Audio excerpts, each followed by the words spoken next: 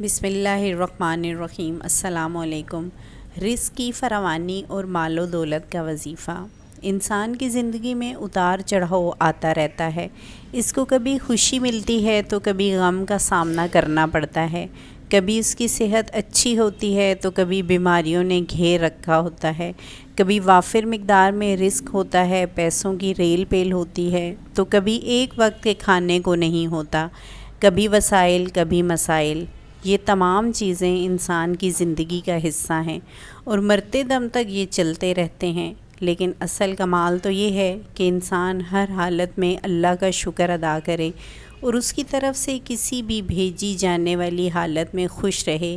انسان کو اللہ سے مانگنا چاہیے، کیونکہ جو ملتا ہے اللہ سے ملتا ہے، اس لیے تنہائی میں اس کو یاد کرنا چاہیے، اس کے آگے سر بسجود ہو کر اپنے مسائل پیش کرنے چاہیے، تب جا کر اللہ بھی نوازتا ہے۔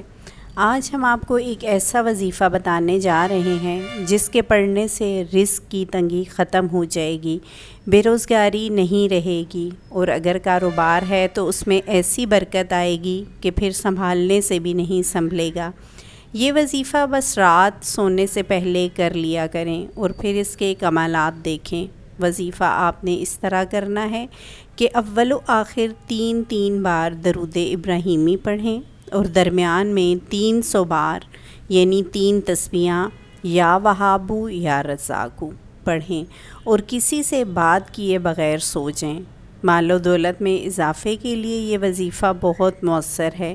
انشاءاللہ بے پناہ مال و دولت میں اضافہ ہوگا۔ یہ عمل 1 سال تک جاری رکھیں اور اگر ہو سکے تو اس عمل کو اپنی زندگی کا معمول بنا لیں۔ انشاءاللہ اس عمل کی برکت سے زندگی بھر محتاجی سے بچے رہیں گے اور رزق کی فراوانی اور مال و دولت کی ریل پیل رہے گی انشاءاللہ۔ جزاک اللہ۔